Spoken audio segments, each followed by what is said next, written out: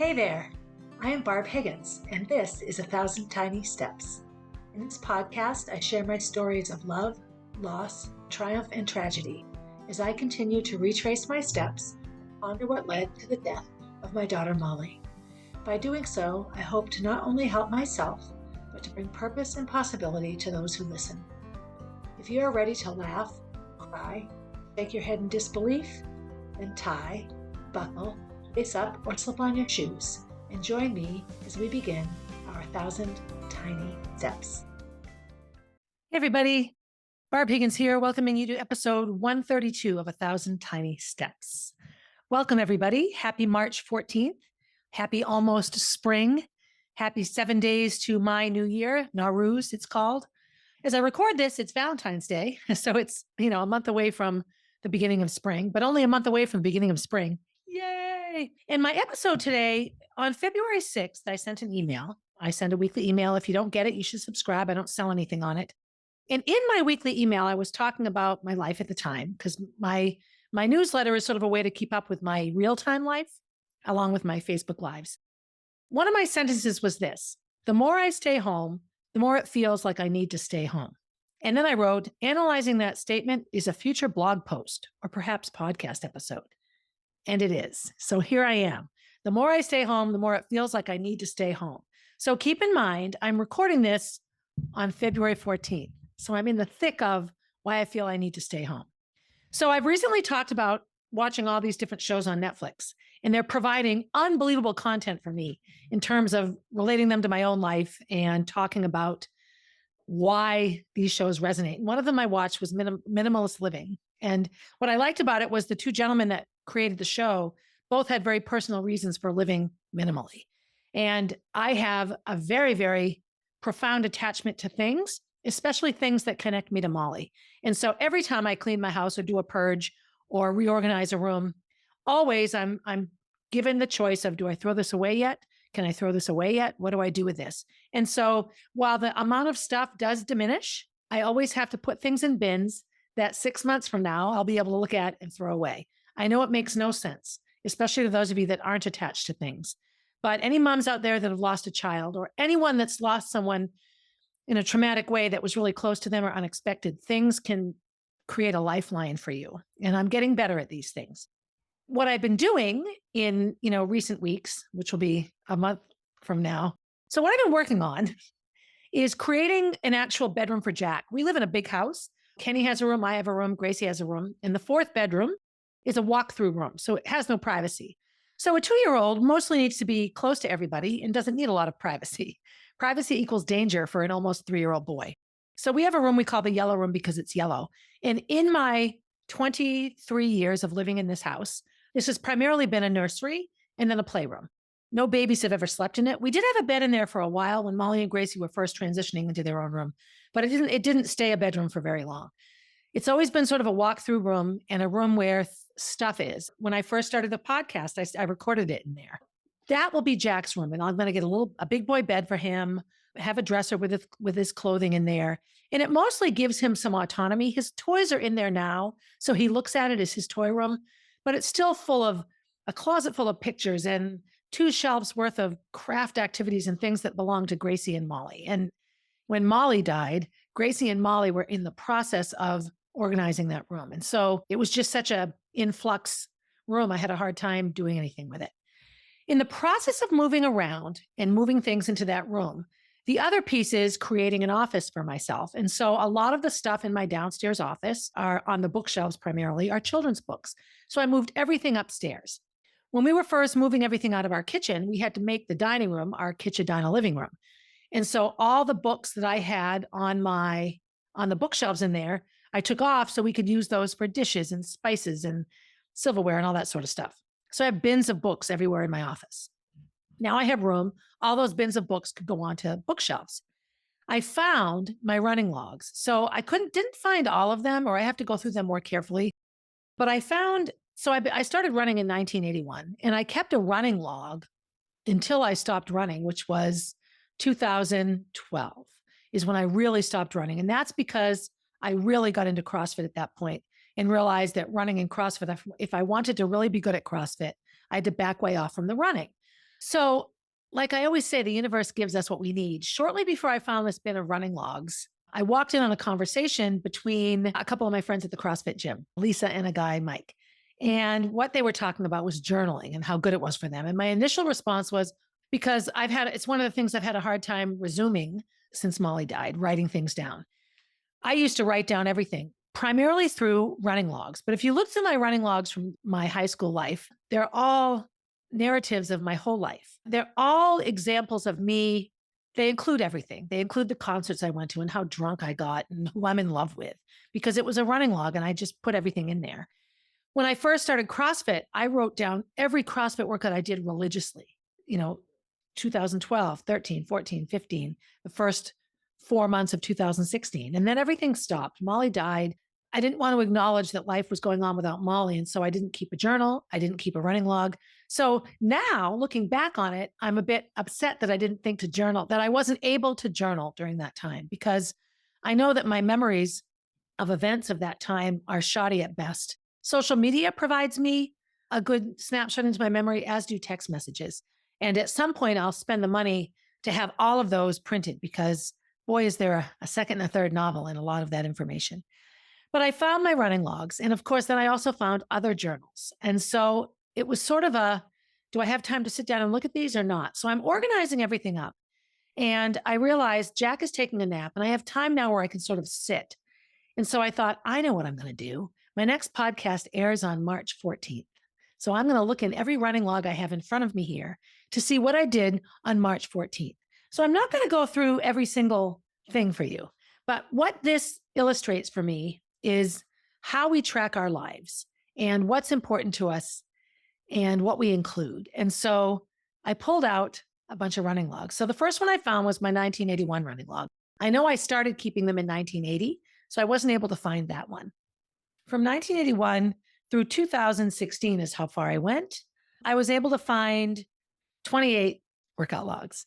So I won't go through every single thing, but as is always the case with life, and what I used to tell my athletes when I would encourage them to keep running logs is that when a few months have gone by and you go back and reread your training, certain habits and patterns and events stand out in a way that they don't when you're in the thick of it, because you're in the thick of it. You can't see the forest for the trees, so to speak. So what I noticed for the most part is in my early running years from 1981 through 1987. So those were the year I, graduated high school, moved to Boston. And then all my Boston years, I moved home in the summer of 89. So in looking through all of these years, what I notice is March was a very important month. It was a transition month for me. I was either just starting spring track. So in 1981, I did Garden Loop on March 14th. It was leading up to spring track, to outdoor track. In 1982, I must have been home for spring break because I did a 7-mile run here in Concord. In 1983, that was the year I was All-American, BU's first NCAA All-American. I probably would have just run nationals and was back, so I was still fit. So I did 9 miles and I wrote fast. In 1984, so that would have been spring of my junior year, I swam and ran and lifted. So I know that in the fall of my junior year, I had my plantar fascia surgery. So I was still recovering. I had a note in there that my scar hurt. I don't know what that means. In 1985, I did a loop called Little Europe. So I lived at BU, of course, in Boston. But the part of Boston where BU is located is right next to Brookline. And there was this little running loop. We'd run down Harvard Ave into Brookline and cut on this little teeny side street. I don't even know the name of it now. I don't remember. It was this little teeny street right next to the above ground train and wound through these neighborhoods. And it just looked like a little European neighborhood. So that one little street defined the name of this loop called Little Europe. And that's what we called it in our running logs. Then I did lifting after. Now I do free weight lifting, CrossFit lifting. At the time, it was all Nautilus. And so I focus on the machines that I did. In 1986, which was my graduate school year, I had my tonsils out. So I wasn't running at all. In 1987, I ran 7 fast miles. And in 1988, I ran 6 fast miles. So in the early part of my running career, March was a transition month for me. Indoor track was ending. There was a time frame in between. Or when I was in high school, we were building up to outdoor track, to spring track. It was a transition month for me.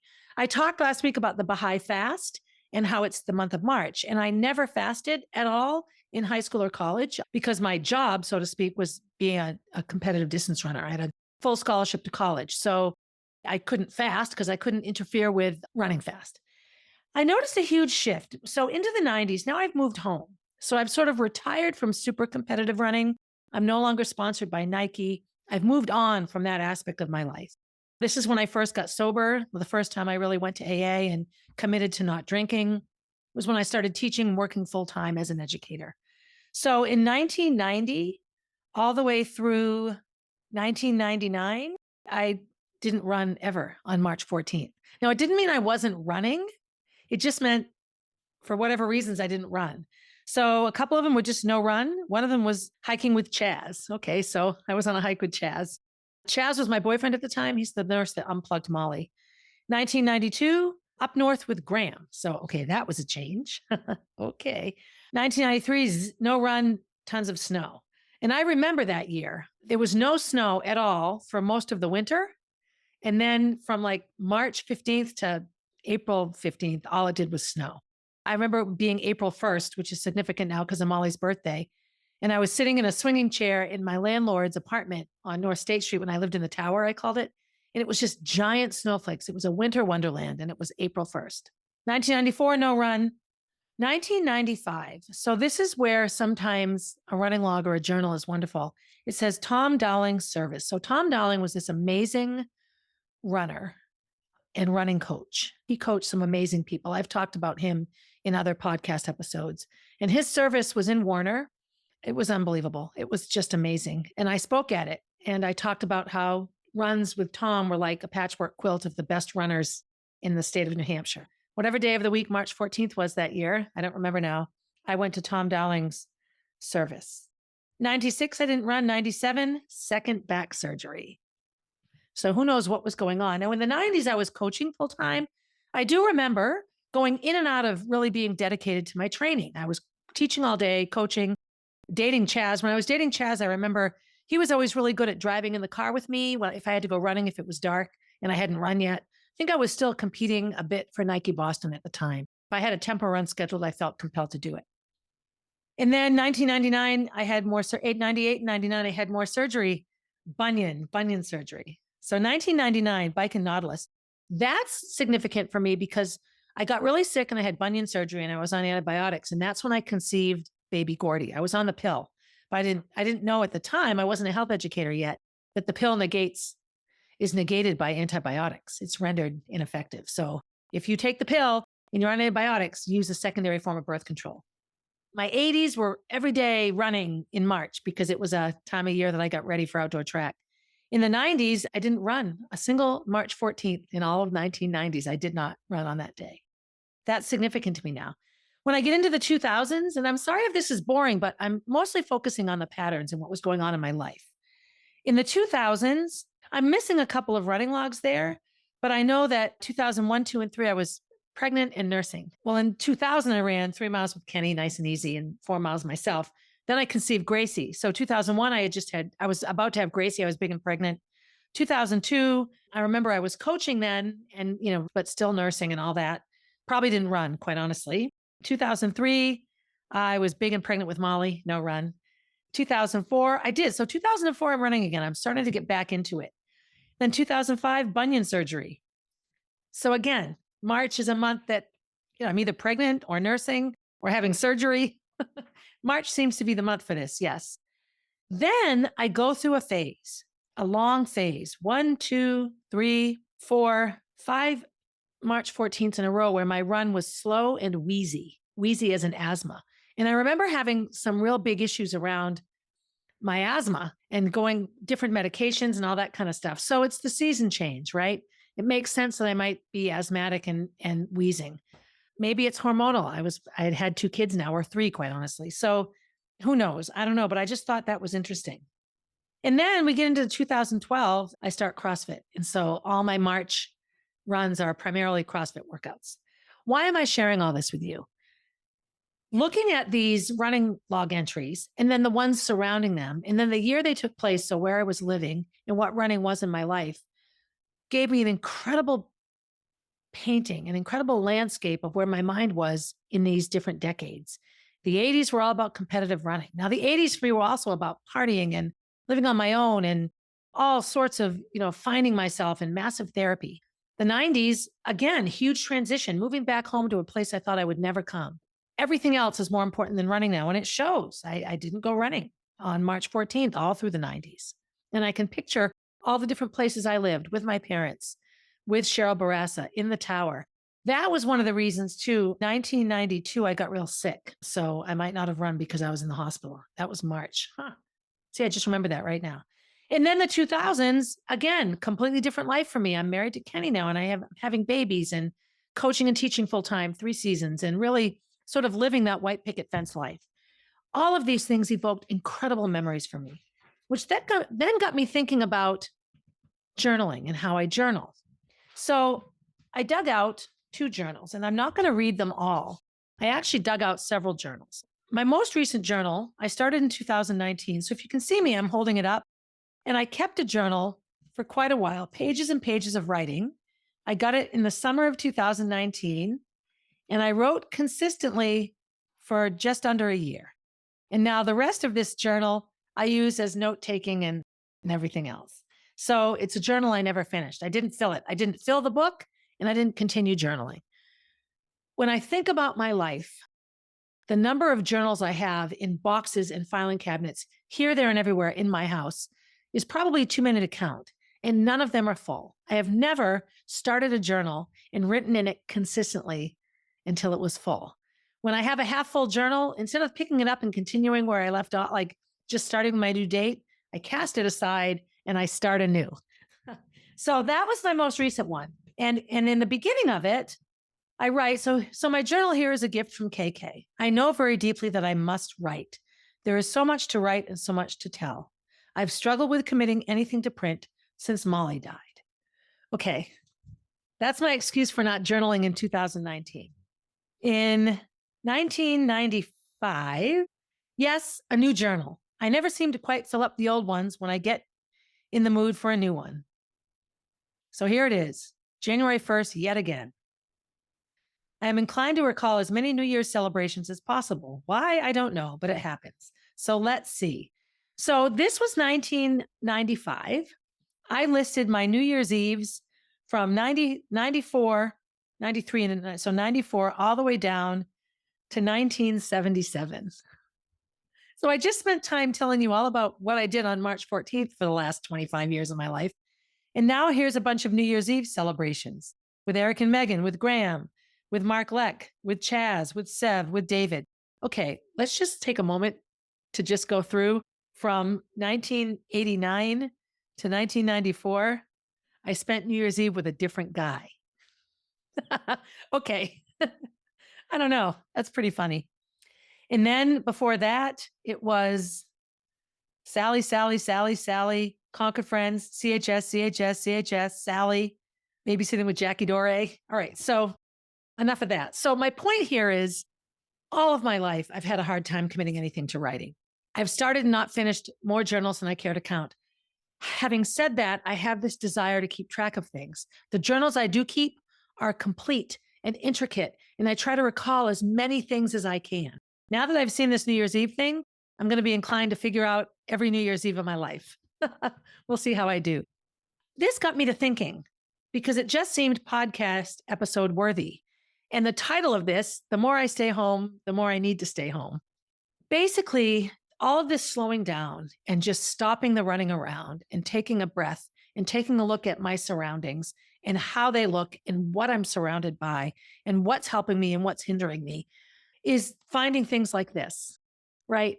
If I'm going to look at myself and really fix the things that I feel are broken, it's more than just going to therapy once a week and then the minute the appointment's over, forgetting about it until the next appointment. And that's been my pattern. Really, so I've been working with Carolina for just over a year now. I would say 7-8 months of that was my Carolina pattern. I'd meet with her, I'd take copious notes, then I couldn't even find the notes a week later when I had my next appointment. That got me, of course, to pondering other things, right? So journaling, it's difficult for me. I have 2 more downstairs, both of them. One is from 1996, one of them is from 2003, and it's, here we are, another new year, time to start a new journal. Now, I also started workout logs and running journals every new year. And those I was able to finish. So I think a part of it for me, with all of the trauma in my brain, is that if it's too personal, I shy away from it. I don't want to think about it. I'm not going to journal, get away from me. But if it's about keeping track of something that's goal oriented, running, lifting weights, working out, stringing together days of physical activity, somehow this is a safe thing for me to journal about. I have started a new workout journal. It's this big ivory yellow planner. So the backstory here is that it just started out as a workout log, but now because it's a planner and there's room for notes, it's become a bit of everything. It's become what I stopped doing the year Molly died. I always had a big planner sized like this with room for notes and a calendar in the beginning and places for all of it. My 2016 one is packed full until I leave for Amsterdam and then it's empty and nothing is put in because Molly died. So these are good things. I feel like this is a step in the right direction. This also got me to thinking about some other things related to my Netflix binging new persona. I read somewhere that binging TV shows and spending a lot of time watching them is a trauma response. So, trauma response, that's like all the little colloquialisms that take place and everyone starts saying it. Like right now, everyone's a narcissist. Well, no, they're not. You can have abusive people that are not narcissists, and you can have narcissistic people that aren't narcissists. But everyone uses that term now. It's just gaslighting, word salad. We get these words and everyone starts using them, which is a good thing, I guess. So I've been binging on Netflix. I've taken to not necessarily just watching shows that are entertaining, but documentaries and things. Something that I watched was a movie, and it was a movie documenting We Are the World. So We Are the World was a song that was recorded just after the holidays of 1985, 1986. It was a bunch of artists, musicians that got together to raise money for a famine that was going on in Africa. Massive, massive famine. There was drought. Hundreds of thousands of people were dying. And so a group of musicians got together and recorded a song.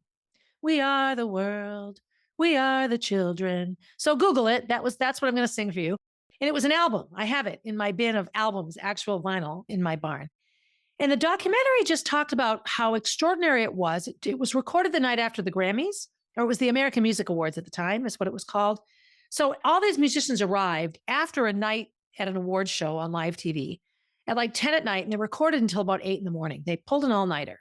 And looking at the recording technology, chords, and the way they had to do it, it would have been a much easier feat now because everything is digital and wireless and so much easier. But this group of very, very famous, probably egomaniacs, all of them, artists got together and recorded this amazing song. And it went through the process of recording it. So I started watching it. Kenny came down for coffee. He watched the rest of it with me. And he was already deep into his family by then.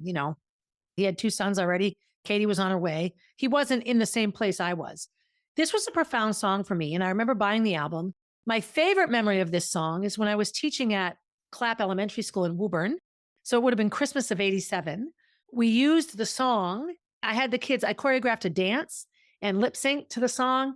And there was all this saxophone. There was a whole horn section that was in it. And I dressed these little boys up in Santa hats and sunglasses and saxophones, and they danced. It was beautiful. It was just this wonderful, wonderful little thing. So all of these memories came rushing back. So all sorts of memories. David and my relationship soon to be ending with him. Sev and how traumatic and tumultuous that relationship was. Coming home for Christmas, and this particular Christmas break, I was coming home when my dad was leaving for work. Yeah. So, the walk of shame at my parents' house in Webster. It just brought back this tumultuous time in my life. Not bad tumultuous, but a lot going on. I only taught 2 years in Woburn. I moved home. I taught a year at Second Start. Another thing for me, really holding on to and maintaining jobs. It was an intense time for me. And all these memories came rushing back. Right about the same time I watched that, the Grammys came on. So for those of you who listen to any country music at all, you know that Luke Combs, country music singer, did a cover of a Tracy Chapman song called Fast Car. Tracy Chapman is a Black folk singer, country/folk. She sang at a lot of politically charged events, but doesn't consider herself a political activist singer. She has a beautiful throaty voice, and Fast Car was an amazing song for her. It was number 1. And she was the first Black woman to solo write a country song and that she sang. So Luke Combs did a cover of it several months ago in 2023. And I remember Gracie saying, Mom, listen to this new song. So it's not a new song. So I played her the original song and she was like, oh my God. So we had this conversation about it, months ago about what an amazing job Luke Combs did covering the song. So I didn't know much about the history of his cover. I knew that there wasn't much in the leading up to the Grammys, but it was known that he was going to perform the song. So before the performance, he does this whole thing about how as a little boy, his dad liked the song. And it was one of the first songs he really fell in love with as a child. And he talked about what all the feelings and emotions he had listening to it. Luke Combs is this sort of white redneck country singer looking guy, as you can imagine. He's a little heavy, flannel shirts, one of those beards that's down here. It shows your whole chin. I know, all stereotypical stuff, but I have no judgment on any of it. I'm just describing what I see when I look at him. And he loved the song and he was so articulate about sharing what he loved about it. And so you know it's going to be this beautiful emotional performance.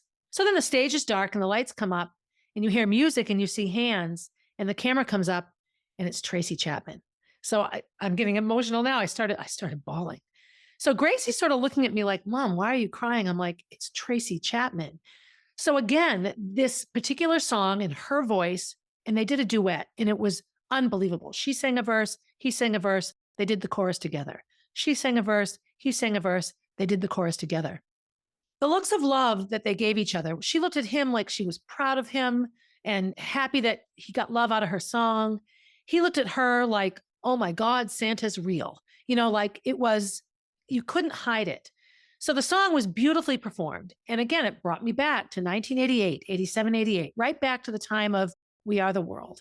And I loved that song. And Tracy Chapman was a Boston area artist. And I don't remember where I saw her sing.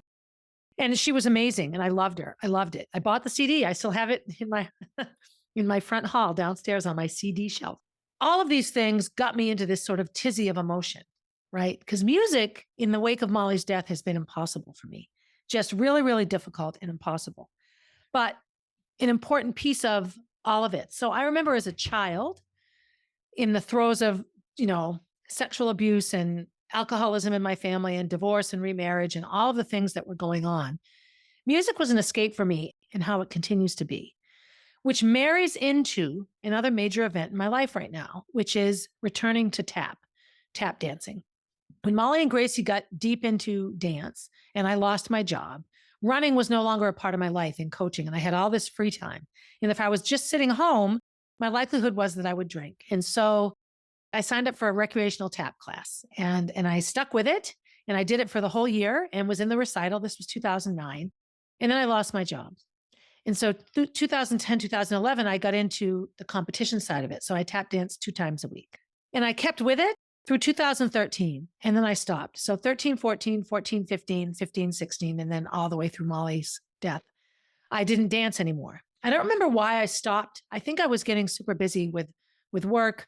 I know that all those years, those teen years after I lost my job were Roy and Kenny and Roy and, Roy. So I was overwhelmed all the time. I think the dancing became too much. Since Molly's death, there have been more than one time that the teachers of the adult class have said, please come back. Please come back. I couldn't listen to music for 3 years. And then a couple of times I tried to go back and my feet hurt too much. I had to have foot surgery again. And so I've tried several times. And so this year, last fall, Cindy Flanagan, CDA owner, is teaching it. And so I was there with Jack. He was having his tap class. The adult class is right after Jack's class. And Cindy's like, get your shoes and get in here. Okay, I'll do it. So I signed up. And of course I had to buy like 5 different pairs of tap shoes until I found one that doesn't hurt my toe. And I've managed to make it work. And my feet feel better every time I dance. So maybe the second or third class, she pulls out the music that we're going to use for our competition dance. And it's sing, sing, sing. So I've talked about this in lives. I blogged about it a month ago. I'll probably have already posted by the time this episode is aired, recordings of me doing the dance. But Sing, Sing, Sing was a dance that Molly and Gracie performed their 3rd year of comp. And it's a big tap number. And it makes a great line tap or production number. I looked at Cindy when she first put it on and said, did you pick this on purpose because you knew I was coming? And she said, no, I'd already picked the song. And it's one of the reasons I wanted you to do it. I thought it would just be a good way to pull Molly and Gracie and all those memories into this dance. And so sing, sing, sing it is. So by the time this is aired, I will have done 2 competitions. Should be 3, but I don't return from Florida in time to participate in the 3rd one. I've done the first one already, and it was such a profound experience. It was scary. I cried the whole time. I also laughed the whole time. Whenever I goof up on stage, I always say, oh shit. So 2 or 3 people in the audience were like, we saw the oh shit. But the biggest thing I think, and I wrote about this in a recent blog post, is that music is such an important piece and part of people's lives. And I know that for me, it's been a very important piece of my life forever, since I was a little girl, listening to Dale Dorman on AM radio, WRKO, listening to the Top 100 Countdown with Jackie. One of my favorite Sirius XL, radio was Bruce Springsteen Top 100 Bruce songs. There were songs on there I'd never heard, and I thought I was a massive Bruce Springsteen fan. All of these things relate, to me anyway, somehow, into my grief process, into my recovery process, into my relationship process. I look at how much of my life is no different now than it was 40 years ago, 50 years ago, when I started journal and don't finish, fall in love with an artist, drown myself in music. I sang and danced in high school. I got out of it in college. I moved back home. I did theater. I haven't yet joined a chorus of any type, but I've thought about it. I remember when Molly and Gracie were little, and they asked me, why did I sign them up for dance and encourage them to sing in the choir and play instruments? And I just said that music is good for your soul. It's good for, if you don't believe you have a soul, it's good for the energy that makes you you. It's good for mental health. It's just a positive piece of the whole picture. And bringing music back into my life and now dancing to the music, I feel is an integral part of the corner that I've turned recently. Part of it's working with Carolina, and part of it's cutting back on the running around and the coaching. And part of it is just the social groups I've joined and the work I've done on stepping out of the pain and looking at some of the reasons why I did what I did. I have 2 ideas for my next books, and I actually think these are things I'll be able to put together more so on my own than I did with Motherland. All of this is incredibly helpful, and it's spring, right? Next week is the first day of spring. So I feel like this is all sort of just an important and necessary piece of my story. Journaling. Do you guys journal? How many of you journal out there? What I want to do is say, I'm going to journal, blah, blah, blah. I can't do that. I can't even put 10 minutes of somatic exercise together every morning. I don't want to wake up and have to do anything, right? My daily spiritual practice is now committing to something spiritual every day. It's daily, it's spiritual, I'm practicing. That works for me. I have been very, very good this year about lifting weights and about working on mobility. And I feel like those 2 things, following through on anything right now, is what's working for me. Music-wise, I love Taylor Swift, and I know that I take a stance on even mentioning her name with all the NFL, Kelsey, Swiftie crap. I listen primarily to folk music, but I listen a lot more now, and I sort of make myself sing along because I think it's helpful to my heart. I'm enjoying the tap. I think next year I'll add in the recreation class, maybe a small group. Maybe I'll do some more dancing because I really do like it. And I really love the connections I have in my class. The age range of women in my tap class is 27 to 79. We have 1 person under 30 and 2 women who are 79, and we're all on stage together. That's profound to me. I'm like smack in the middle. 60 isn't old in this group. It's not young, but it's not old. So that makes me happy. So that's where I'm at right now. We're coming up on Nowruz, which is the first day of spring. I bought that big ass calendar, which as of this recording, I haven't even taken out of the package, but I'm going to start my new year in the spring. I want to talk a little bit about that too. I have some different people in my life that, when you talk about New Year's resolutions and how you set things up, I have a hard time with January and New Year's resolutions. Why do we have to start the new year then? So since my religion is the Baha'i faith, and New Year in the Middle East is called Nowruz in a lot of religions, in a lot of countries, New Year is the first day of spring, March 21st. And so thus shall it be for me. My year will start and finish on March 21st, which of course is a good place for me to start when I think about it, because it's leading into Molly's last months of living. My hope is that it will help me to make this part of my life year to year more positive than negative. It's always going to be sad and gut-wrenching. I'm always going to remember everything I didn't see or do and all the things I did see and do. I think it will be helpful for me. I feel that I'm just in a really good place. So that's where I'm at right now. So if you haven't bought Motherland yet, please buy it. The money goes to the Molly B Foundation. Look at me peddling something. Or if you've bought it and you know somebody that can't afford it, buy them a copy, right? And you have your own. By now, it should be out on Audible. So suggest it to your friends that might like to listen while they drive. And hopefully a hardcover copy is coming soon. I don't really know when that will happen. I can't predict that far ahead yet. So that's it. That's what I have. Journaling, running logs, CrossFit journals, music, all the things that give continuity and structure to our lives and help us process all the things that happen to us. So who do you listen to? Who are your favorite artists? Who would you get up and dance to? If you could go to any concert you wanted right now, who would it be? I'd go to Springsteen again, of course. I'd probably go to Taylor Swift as well, though. And maybe now Luke Combs, because he's got a great throaty voice. But let me know. Reach out and let me know who you like to listen to. And do you have a favorite journal that's easy for you to write in? Not that I need to buy another one, because it's not going to fix it. I have boxes of planners and the next 90 days and use this journal to organize yourself. I don't know. Maybe I need to do a whole episode on journals. No, thank you. I'm going to go work out. I'm wearing my rock and roll shirt from Disney, Rock and Roller Coaster for music. So that was a nice match for me. So as always, be good to yourself. Go listen to a song that you love. Be good to someone else. Always, always, when I'm feeling bad, it's helpful for me to take a big breath and do something nice for someone else. And as always, have a good day, everybody. Hey, thanks for listening and supporting the podcast. Feel free to leave a review and share my stories with your friends. Please reach out with your own stories, as I love connecting with my listeners. If you would like to get to know Molly, head over to mollybfoundation.org to see what she is all about. If you want to see what I'm up to next, you can find me on Instagram at barb_444, on Facebook as Barb Higgins, and at my website, 1000tinysteps.com.